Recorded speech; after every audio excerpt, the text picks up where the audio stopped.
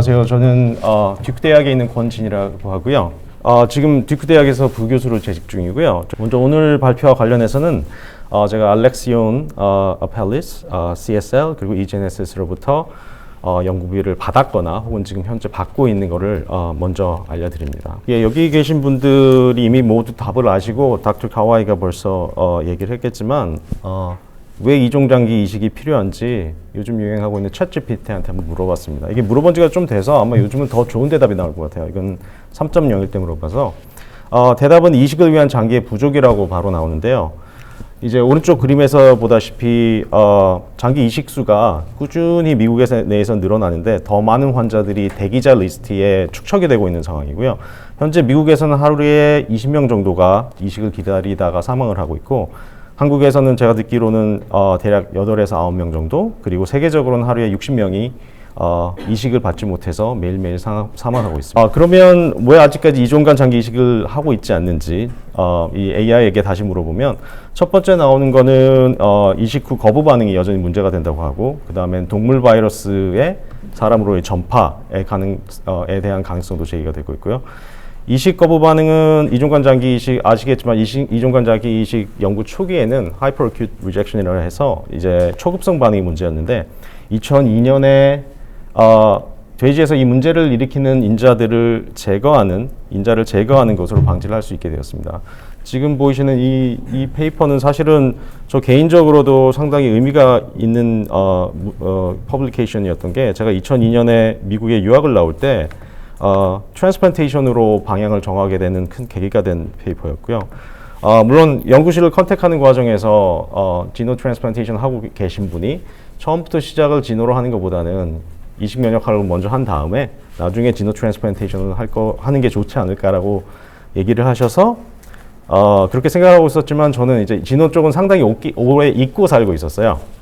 한 18년을 잊고 살다가 최근에서야 이제 지노 트랜스플란테이션 연구를 조금 시작하게 되었고요. 이제 김현일 박사님도 아마도 이 페이퍼를 기억하고 있고, 또 이게 그 당시엔 굉장히 충격으로 다가와서 지금 여기에서 보시겠지만 이거는 그냥 구글 트렌드로 지노 트랜스플란테이션을 서치해 보면 요 당시에는 굉장히 많은 서치가 있어요. 그 얘기는 대중들이 그만큼 기대가 높았고, 뭐 이때만 해도 정말 지노 트랜스플란테이션 is just around the corner라 그래서 짧게는 5년, 길게는 10년이면 이게 임상으로 넘어갈 수 있을 것이다라는 예상을 많이 했었는데 그 당시에 있었던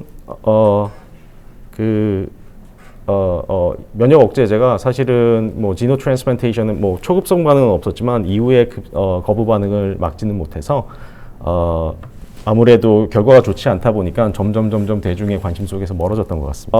그리고 또 다른 문제라고 생각했던 바이럴 인펙션 같은 경우는 사실은 그 당시에 있었던 레트로바이러스에 대한 이제 대중의 공포가 되게 많이 심각하게 작용을 한 거고, 아까 다소 가와이 박사께서 말씀하신 것처럼 실제로 이런 뭐 원숭이나 사람의 케이스에서 퍼브가 이제 사람으로 넘어온 케이스는 한 번도 없었습니다. 그리고 아까도 말씀하셨지만 이제 퍼브 낙아웃 픽을 만들어서 genetically engineering을 해서 이제 퍼브에는 걸리지 않는 돼지를 만들기도 시작했고요. 그러면 여전히 뭐가 계속 문제였냐면 아까 말씀드린 기존의 면역 억제제가 이제 지노 트랜스플란테이션에서 역할을 못하는 거였는데요.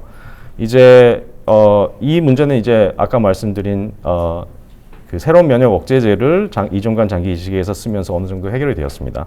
그래서 2016년에 메릴랜드의 무이든 그룹이 이제 anti-CD4라는 약을 써서 이제 이종 장기 생존이 298일 정도까지 갔었고요.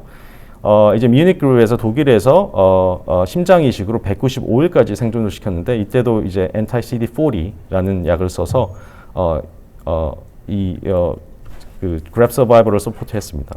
앞에 두 연구는 심장 이식이었고, 지금 보시는 거는 두 개의 신장 이식 케이스인데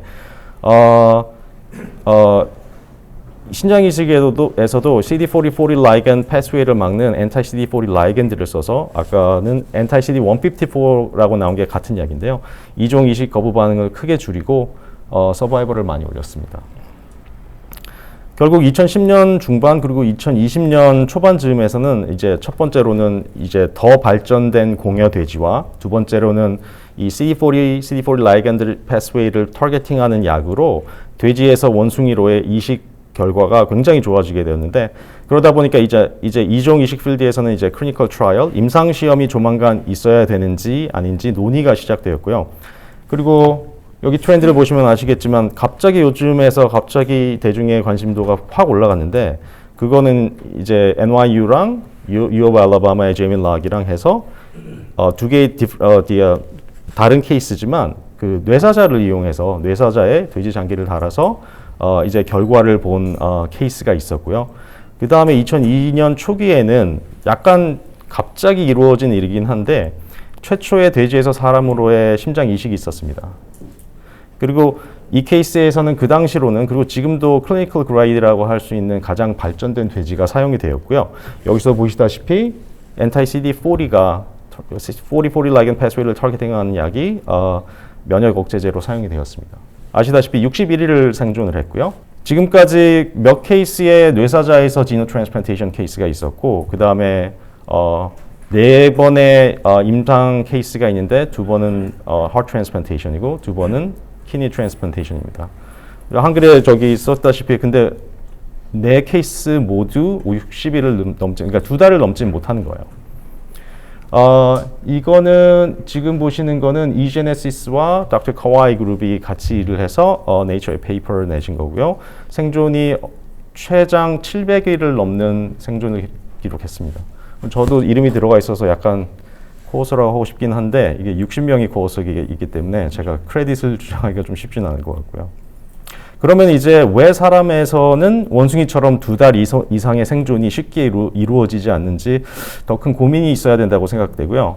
이는 어쩌면 이종 이식을 받는 환자들의 경우 원숭이 모델과는 다르게 이미 면역 감작이 이루어져 있는 경우 혹은 센시티제이션이 이루어져 있는 경우가 많기 때문이라고 생각되는데요. 아까도 첫 번째 신장 이식 같은 경우에 2018년에 이식을 한번 받은 케이스예요. 그래서 한번 이식을 받게 되면 아무래도 면역 감작이 되기 때문에 이제 이후에 들어오는 안티젠에 대해서 더 강하게 반응할 수 있는 것이죠. 그래서 면역 감작이나 센시티제이션이 무엇인가 하면 사람이 다른 사람에게 면역학적으로 이제 반응을 하는 것인데요. 이는 이전에 장기 이식을 받았거나 아니면 수혈을 받았거나 아니면 임신을 통해서 다른 사람에게 자기의 면역 시스템이 노출되는 경우를 통해서 이루어질 수 있습니다. 그 결과로 이런 환자들의 경우에는 다른 사람의 항원에 대해서 먼저 이미 항체가 만들어져 있거나 아니면 면역세포들이 이런 항체에 대해서 항원에 대해서 메모리가 형성이 되어 있기 때문에 다시 이식을 받았을 때 굉장히 빠르게 반응하는 것이죠. 그리고 이런 면역 감작이 이루어진 환자들 같은 경우에는 완벽한 매칭이 될 때까지 이식을 해주지 않기 때문에 이식 대기 시간이 계속 길어지고 웨이팅 리스트에 계속 축적이 되는 현상이 나타나게 됩니다. 미국에서는 이거를 해결하기 위해서 2014년에 그 새로운 키드니 알로케이션 시스템을 만들어서 이 사람들이 좀 더 트랜스플란테이션의 액세스가 가능하게끔 바꾸었는데요. 저기서 보시겠지만 브라운 라인이 98%에서 100% PRA를 보이는 highly sensitized patient들인데 그 사람들의 트랜스플란트 레이시 2014년 이후에 갑자기 증가하게 되죠. 그래서 분명히 베네핏을 주는 건 확실합니다. 그리고 아까 보여주었던 이 대기자 수가 축적되는 거에서도 2014년 이후에 웨이팅 리스트가 살짝 꺾이는 게 보이는데 한마디로 sensitized patient들이 없어져 주는 거죠. 그러면서 대기자 수가 어느 정도 줄은 걸 볼 수 있습니다. 하지만 더 많은 연구에 의하면 이 98% to 99.99%까지는 이득을 봤는데 굉장히 많은 페이션트 수 중에 100%이 정말 이 사람은 어떤 사람이랑 해도 매치가 안 되는 사람들이 있기 때문에 안티바디가 이미 존재를 하기 때문에 이 사람들은 여기에 대해서 베니핏을 전혀 못 받고 있는 거죠. 그리고 이런 highly sensitized patient 같은 경우에는 이제 이종간 장기 이식이 커다란 솔루션이 될 수 있다는 거에 다들 동의하고 있고요. 왜냐하면 이런 환자들의 경우 다른 사람의 HLA에 센시티제이션이 된 것이지 돼지한테 센시티제이션이 된 게 아니기 때문에 돼지 장기를 받아도 non-sensitized patient랑 차이는 없을 것이다 라는 의견이 많았는데 그리고 이 환자 그룹이 이종관장기식에서 가장 큰 베네핏을 받을 수 있고 그렇기 때문에 FDA 같은 경우에 이 환자들을 굉장히 주목하고 있고요. 왜냐하면 다른 사람에게 장기를 공여받을 수 있는 기회는 거의 없다시피 하고 웨이팅 리스트에서 기다리면서 모탈리티는 굉장히 높고 그렇기 때문에 이런 환자들의 경우 이제 어플을 해주고 있는 상황입니다. 저희 랩 같은 경우에는 이제 면역학적으로 감작된 환자들을 모델링하기 위해서 영장률 모델을 만들어서 지난 10년간 꾸준히 사용하고 있었는데요.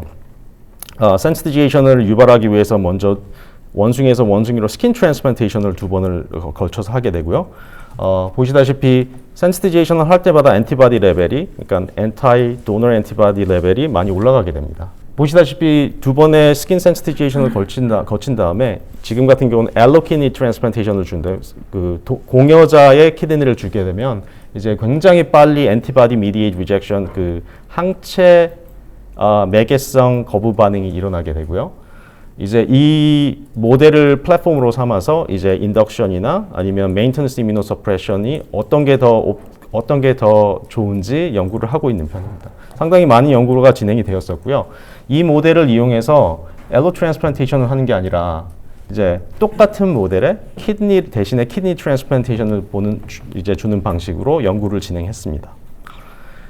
일단 말씀드린 것처럼 피부 이식 후에 너무 당연하지만 엔티바디 레벨이 왼쪽에 보시는 엘로 엔티바디 레벨이 상당히 증가하고 오랫동안 유지되는 반면에 이쪽이 엔타이픽 도너 엔티바디인데 돼지에 대한 안티바디는 유의미하게 올라가기는 하지만 굉장히 빨리 떨어져서 굉장히 잠깐만 증가하게 되고 트랜스플란테이션을 주는 당시에는 엔티바디 레벨이 센시티제이션 전과 다르지가 않았습니다.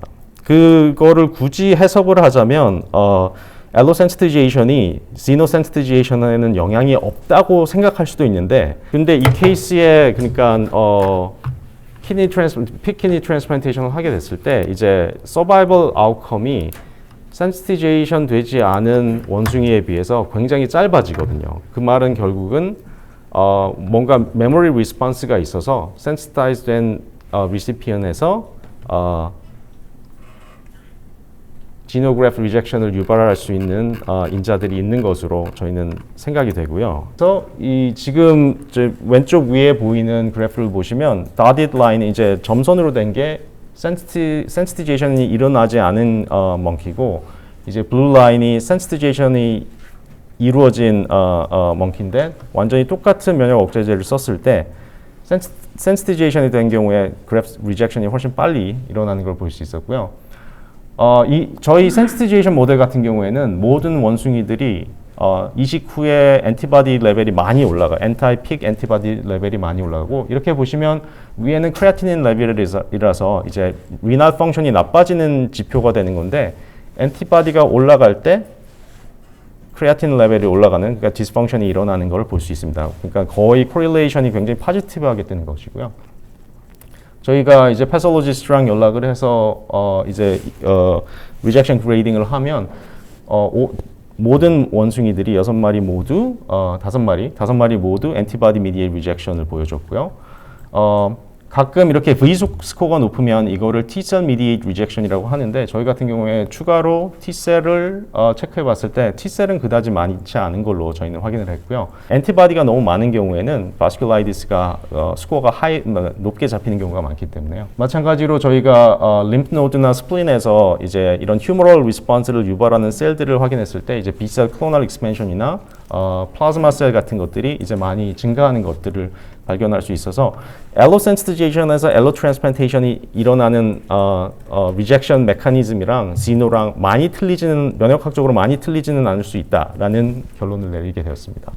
그 이후에는 저희가 지금까지 썼던 데이터는 저희가 그 내셔널 스와인 센터에서 있었던 그 2G라는 픽을 쓴 거고요. 그러니까 글라이칸 하나가 낙아웃되고 휴먼 트랜신 하나가 들어간 건데 아까 다소 가와이 박사님께서 말씀하신 것처럼 이제 더 어드밴스된 휴먼 트랜신이 7개가 들어간 10G 픽을 써서 그냥 다른 거를 바꾸지 않고 돼지의 종류만 바꿨을 때 더 좋은 결과가 날 수 있는지 확인을 해보았고요.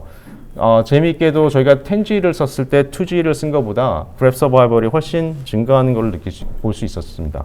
그 얘기는 결국 좀 더 발전된 그 공여돼지가 센시타이즈 페이션트에서 이제 베니핏을 가지고 올 수 있을 것이다 라고 생각을 하고 있고요. 지금 말씀드린 페이퍼는 저희가 Science Translational Medicine에 발표를 했고 아마도 관심이 있으시면 좀 더 찾아보셔도 될 것 같고요. 저희 같은 경우에는 원래 데이터 그림이랑 돼지 그림을 보냈는데 데이터 그림은 안 쓰고 돼지 그림만 커버로 써서 조금 약간 실망을 한 면이 있습니다. 그럼 마지막으로는 저희 그 면역 억제제의 옵티미제이션 부분을 어떻게 해야 될 것인지 조금 말씀을 드리고 끝내려고 하는데요.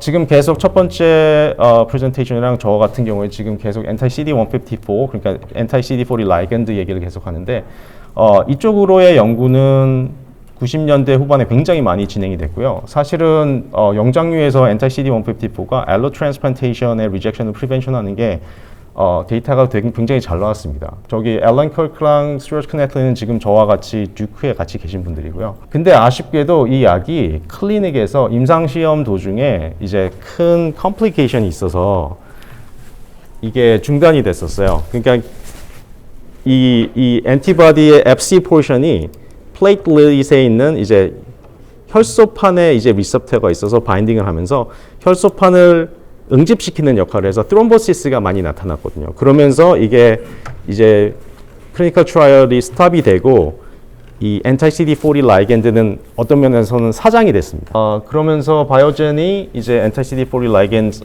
트라이얼을 중단을 시켰고요.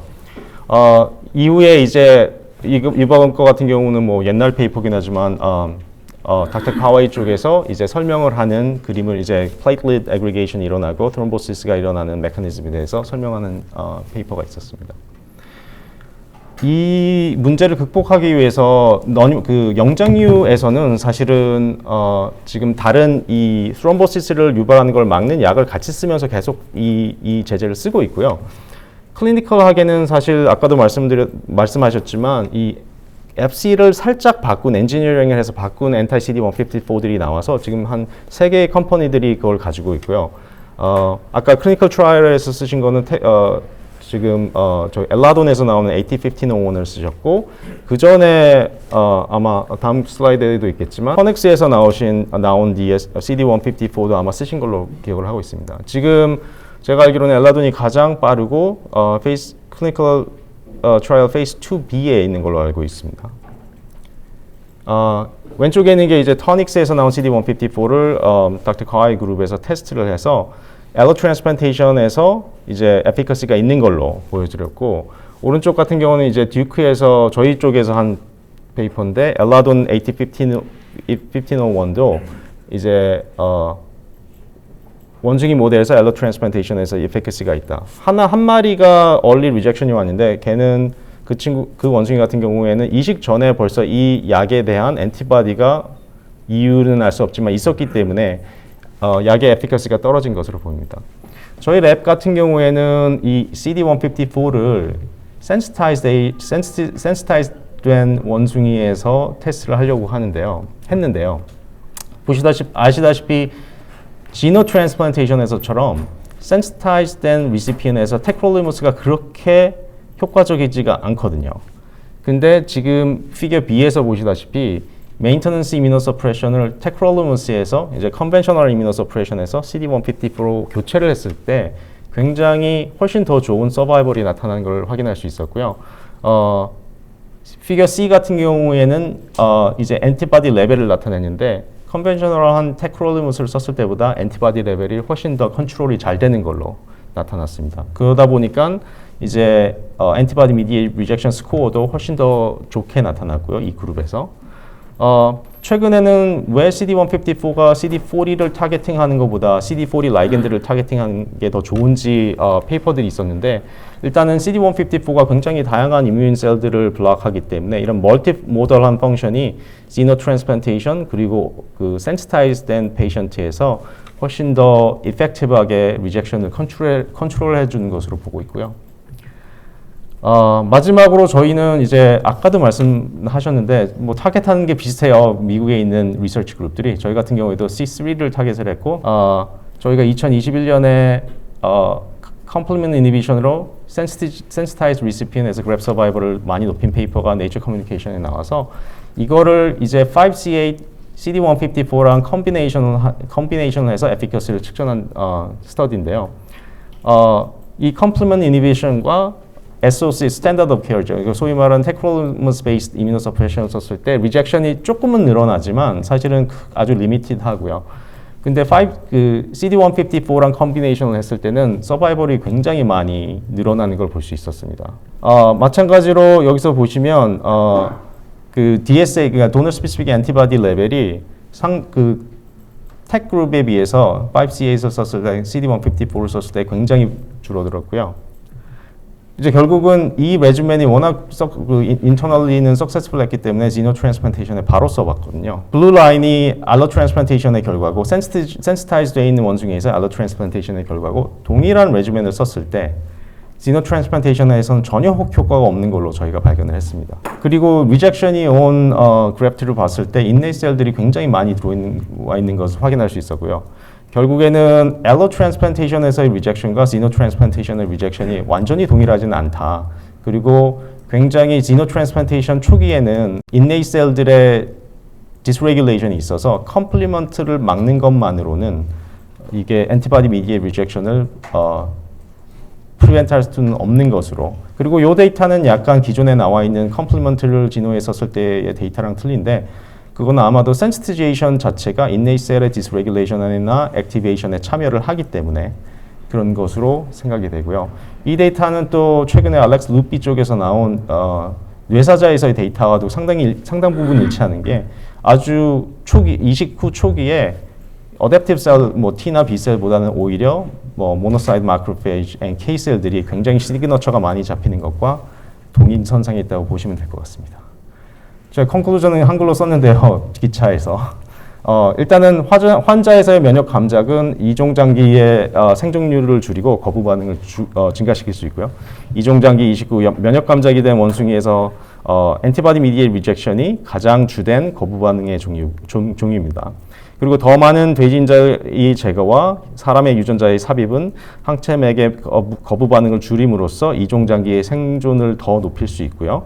현재 진행되고 있는 연구 결과를 볼 때 앞으로 이종장기 이식 연구는 항체맥의 면역 반응, 휴머럴 리스폰스와 이제 선천성 림프구 세포, 제가 잘 안 쓰는 말이라서 인네이 셀을 컨트롤을 하는 면역 억제제의 최적화를 진행하는 방향으로 가야 할 것으로 보입니다. 지금 보여드렸던 데이터들은 보통 대부분 미국 보건성에서 그랜트를 받아서 진행을 했고요. 그 다음에 아까 말씀드린 회사들에서도 조금씩 인더스트리얼 펀딩을 받아서 진행을 했습니다.